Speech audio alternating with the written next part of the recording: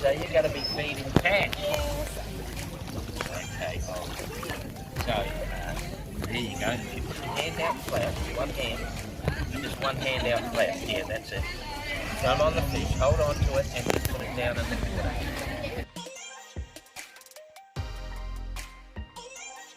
What's up mga kuyaol? So it's another adventure for today.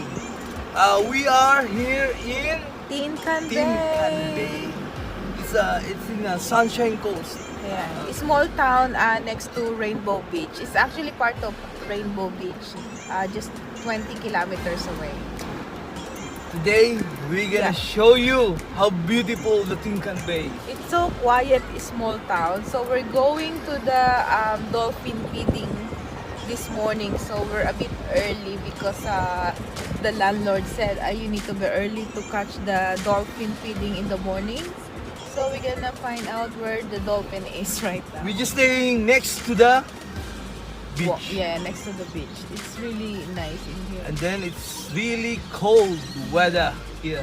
Yeah, I think it's just So, stand by mga kuyakoy. We're Yeah. gonna show you the town of Tinkan Bay. Yeah. Yeah. Tinkan. Dito lang banda yun yung dolphin feeding. Tatanong ko doon sa ano.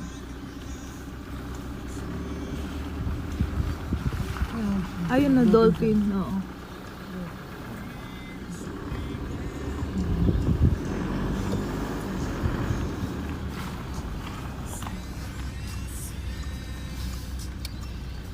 It's really nice. We're like in a, a small town in those old movies in America that you watch. And then they, yung mga nasa tabi ng dagat, yung mga seaman doon na mga fisherman. Parang ganun yung datingan dito. Parang ano. So we're gonna go for the dolphin feeding this morning. So we're gonna look for the dolphin.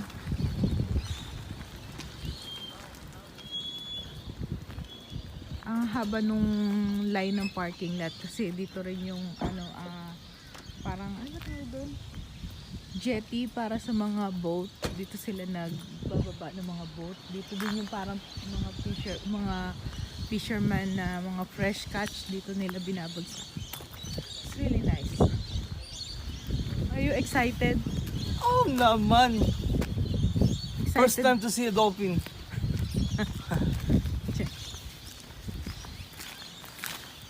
It's a bit cold this morning.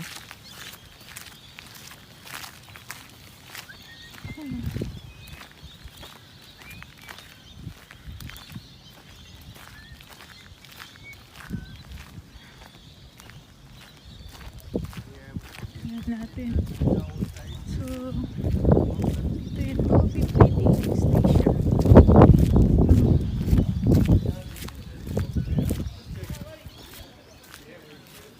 I guess this is it.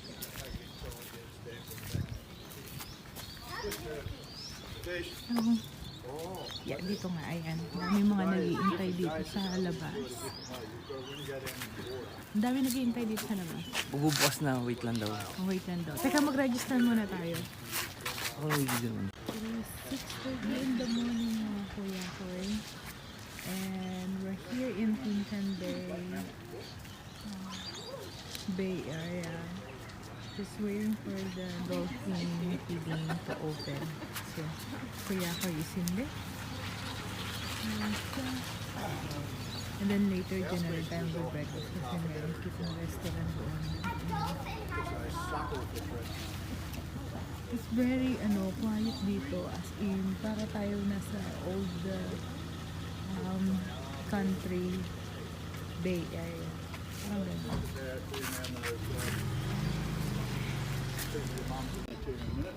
Nobody's got a camera with a flash on, but flash is on phone, of course. We need the flash to be turned on.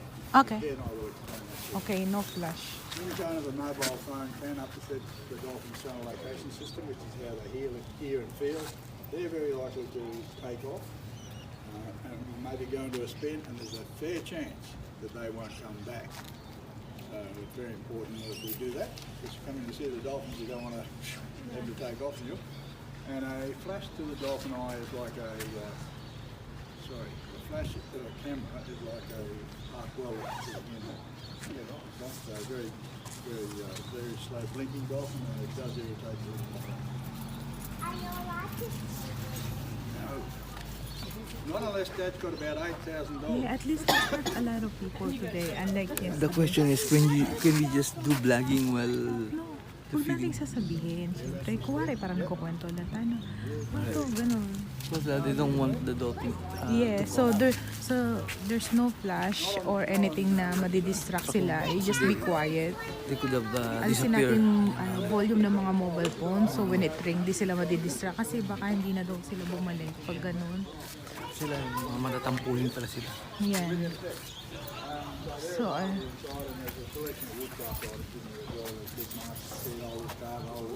ayan, nagbubukas na sila. Marami daw dolphin ngayon.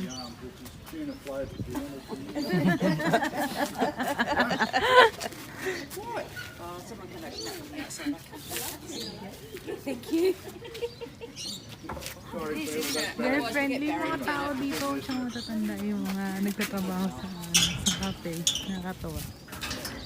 Si Kuya kahit tinulungan yung bukas. No, I can open this side, but I can't open the other side. Lift it up there. Put your hand under that one there. Ilip mo daw. Ah, there we go. Now, does it open? It opens in, doesn't it? Sorry? Opens in, doesn't Yes. it? Certainly does. Okay, so... Oh, your hand is Have you logged in for me, please? Alright. In through the gate there. Thank you. $10 each.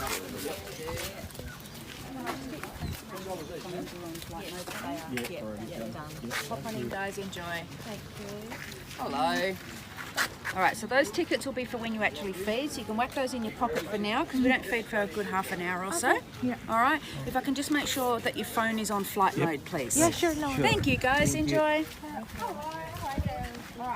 Okay, here we are. Okay, so we'll get you to take a seat and we'll go in that way. Oh, okay. Yeah. Make sure your phones are on. Told by these marine scientists. What else? They actually have. Sorry. You're right with your throat. You want me to take over? Very shortly. Yeah. I'm gonna ask. Don't want you to. I'm gonna ask a question to everyone. Okay. Now, whoever gets this right will be able to come down and feed. Okay. There's about 40 different species of dolphin in the world, and in Australia we've got about 15. Our Australian humpback dolphin obviously is one of them. Yung mga maliliit na isla. But Ako makapit. and these guys are around the 150 odd kilo mark. They range to around 2.5 meters in length. But can anyone tell me what the largest species of dolphin is in the world? Killer whale? Go to the top of the class. Yeah. Well done. It is an orca. And that actually is a dolphin. Not many people who come here actually realise that that is a dolphin.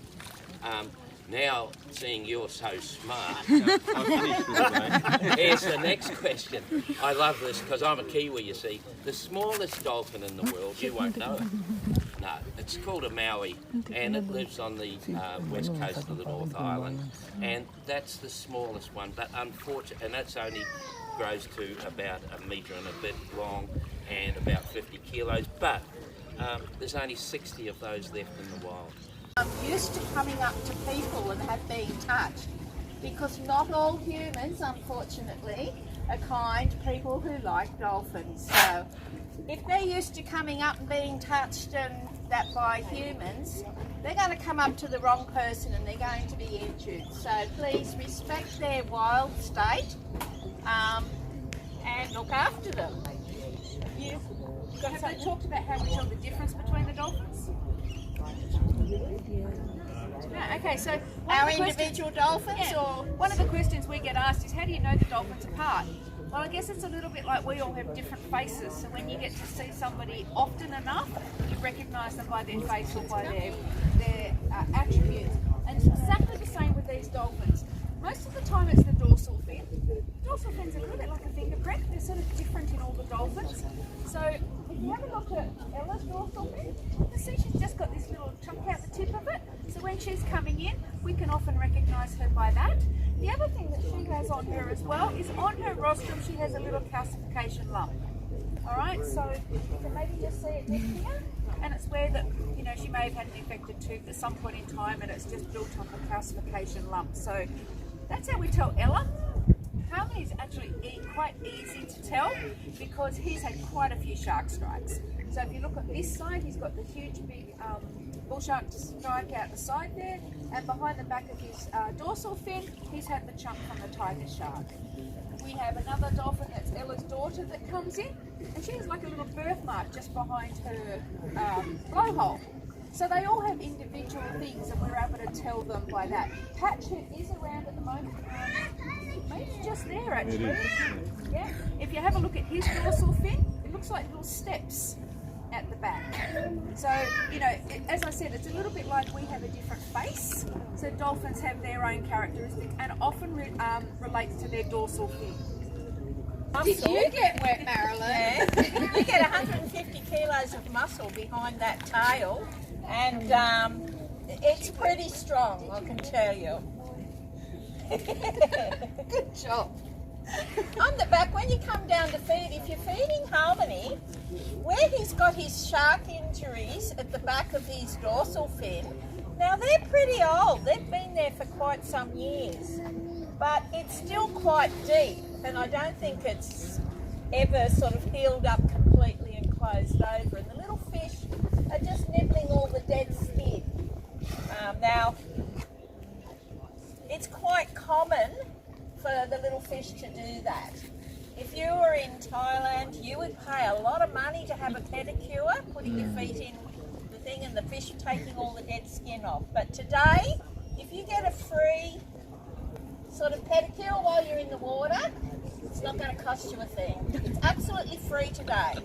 So, and the dolphins would be very grateful if you could take the fish away from them for a little while. Okay, so Anything else you guys can think of? is there any questions before we? Okay. Go and splash now. Right now, lift your tail out. No, not yet. It's actually when they swim past, you can actually feel this big wave of sort of movement in the water beside you. So we're constantly, while we're in here, watching the dolphins because, as I said, they are wild creatures. We don't tame them. If anything, they tame us. And they're often sort of here at different times. Now, Aussie's not in yet. They don't come in every day. I don't think last year they missed a single day. Sometimes they come in, especially in winter, they'll come a little bit later. Now, Ella decided she was coming up.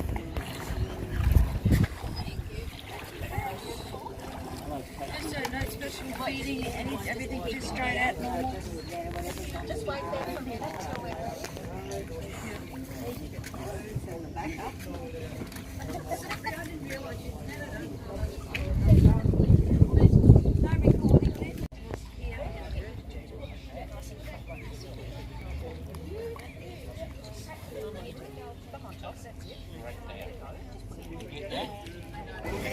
Yan, magandang umaga sa inyo mga kuya ko. Dito tayo sa dolphin feeding. Yeah, bali sa likod ko magkaroon ng kanina ng mga 1 hour briefing about dolphin. And now it's time to feed them. So di na ako sumama, si Ate Joy na lang ko pa magbibigay ng magpapakain ng isda. So I'll take a video. So yeah, it's background ko.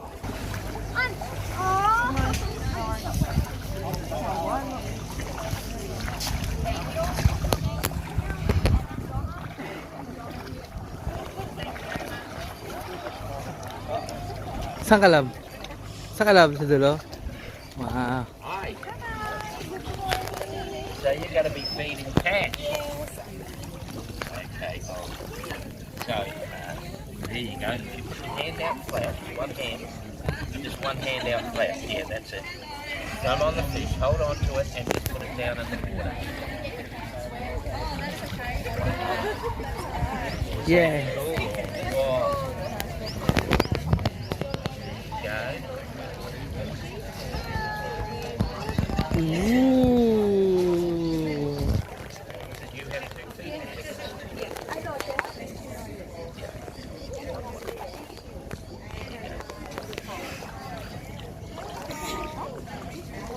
That's it. Well done. Yep. Happy na si Ate Joy. Happy. Thank you.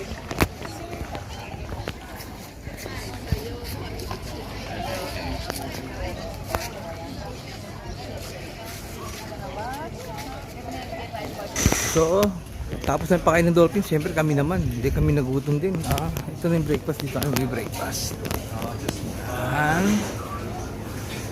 Yan ang bacon and Baked beans and fried egg and toast sa'yo. Okay. yun ang mga Australian na breakfast. Baked beans and fried egg on toast. Okay, $8. Bacon and egg batter. Yun! Katatapos lang magpa-dolphin feeding. Ngayon naman, siyempre, yung vlogger naman ang kailangan kumain. Di ba? Para naman nakangiti. Maganda-ganda yung mga ikot natin mamaya. Ha? So, 8 o'clock ng umaga. Yan yung oras, oh. 8 o'clock ng umaga. So, bali, breakfast na. Ang aga namin nagising. 5:30 gising na ako kasi sabi kailangan lumakas. So, sabi lang, kakain muna tayo, ha? Siguro pag Bacon, fried egg, tomato, toast, ngayon bacon, scrambled. Ito ako. okay. Huwag ka lang mag-egg benedict, nakakasuya. Egg benedict, bacon and fried egg, tomato and toast. Yes, there was a hash brown. Okay, chef.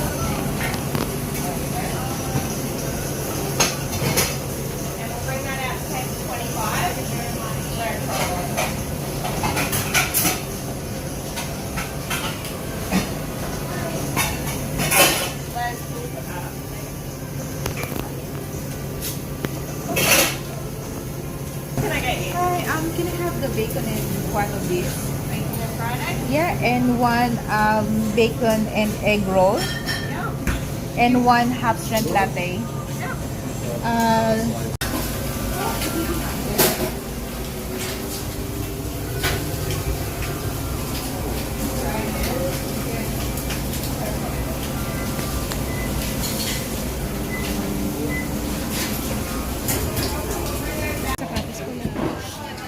Gotta be yours, isn't it?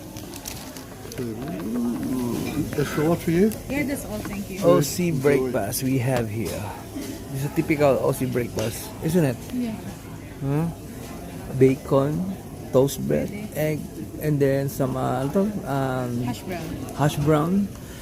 Yung mga typical OC breakfast. Sometimes kulang sa akin yan eh.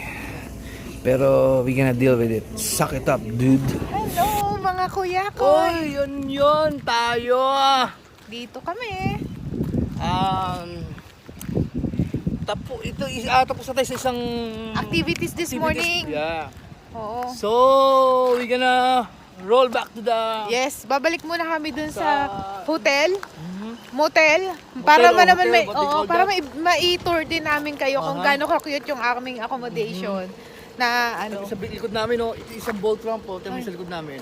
Yeah. So meron dito, nandito kami sa may yacht club. Kaya ayan, mga nagpa-park, nakikita nyo. Kasalukuyan nagpa-park sila kuya. So, patapos na namin mag-breakfast, Pabalik na kami doon. Ma-tour naman namin kayo kung ano yung itsura nung ini-stayan namin. Very clean, very cozy. Tsaka very quiet dito sa area na to. Yung alam mo yung parang pag gusto mo lang magpahinga, mag-chill-chill. yeah. At saka, di pa tayo tapos sa ano to, meron pa tayo hanggang bukas dito. Yes. Meron pa tayo hanggang bukas dito. Bali, uwi muna tayo. Pero pupunta natin ng Rainbow Beach. Subukan natin na magtanong tungkol sa Sun driving Oo. nila. Sa beach driving Beach nila driving pala, doon. I'm sorry. Beach driving. Rainbow Beach tayo mamaya. Subukan natin makapag inquire kung anong dapat gawin. Dahil kasi 30 minutes drive pa eh. Oo. So, we're gonna roll around. Yep. See you later. Bye.